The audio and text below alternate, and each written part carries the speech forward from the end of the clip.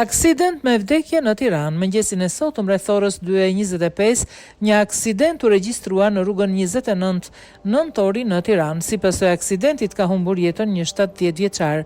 Sipas informacioneve policore, 70 vjeçari ka qenë duke kaluar trafikndarsen i cili fatkeqësisht ka humbur jetën. Drejtuesi i automjetit u shoqërua në komisariat Tiranë. Informacion paraprak.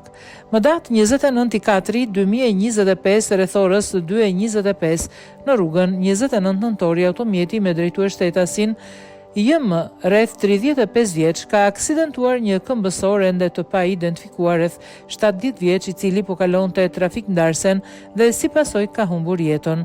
Drejtuesi i automjetit të shoqëruar në komisariat për veprime të mëtejshme, grupi hetimor po punon për sqarimin e rrethanave të aksidentit dhe për identifikimin e viktimës.